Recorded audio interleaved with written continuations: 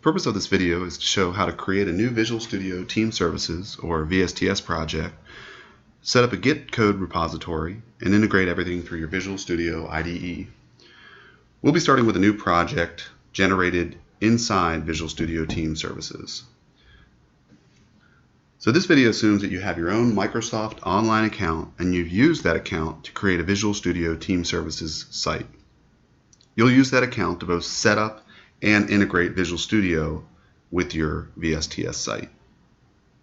It's also assumed that you've installed Visual Studio 2015 or above, and of course, as I mentioned, we'll be using Git as a source code repository.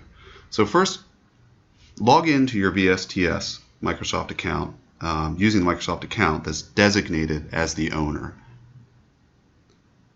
So from here, you can create a project. This is creating a project within VSTS, which then we'll have all of the items like work items, the code repository, and all the options for automated builds, releases, and all of that, which we'll get to in later videos.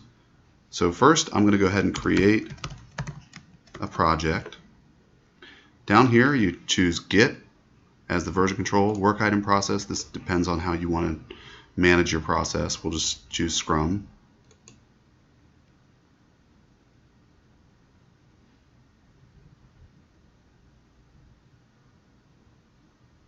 Okay, now we've got an app. Now we can do several things with this.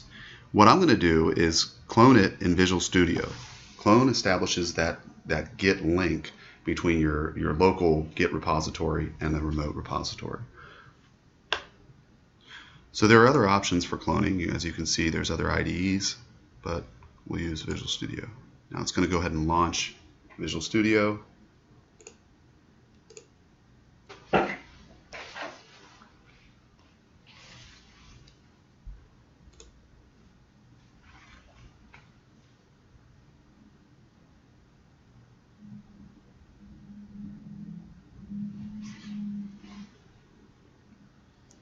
Okay, now you get the choice. You can see the remote path of the project that we just created. Now you can choose a remote path. We're going to just do my projects, just some, that doesn't matter. Just go ahead and clone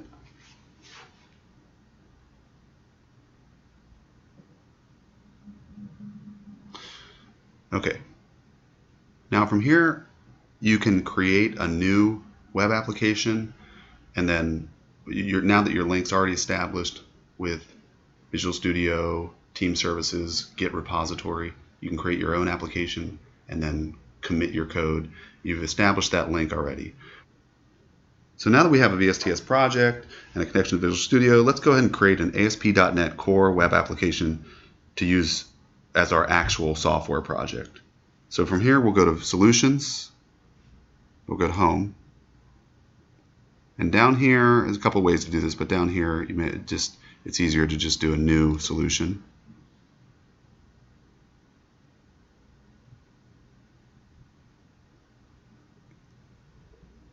I'm going to do a core web app.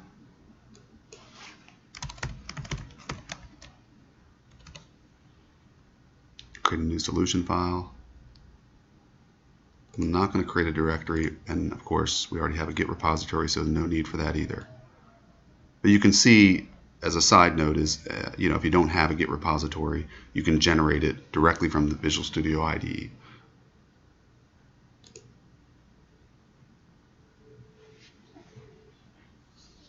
Okay, now that it's created,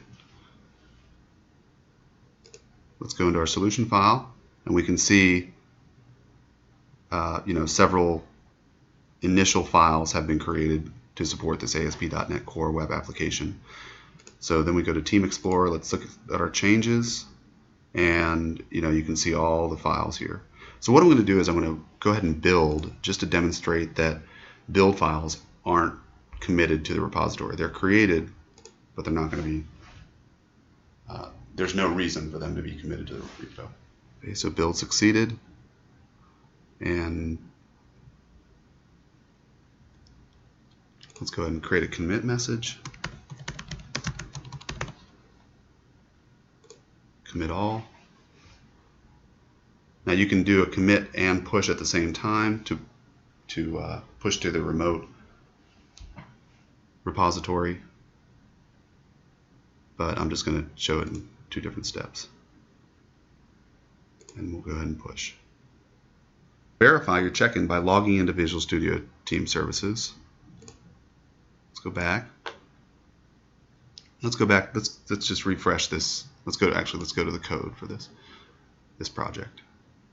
Look at our commits, and you should be able to see your commit.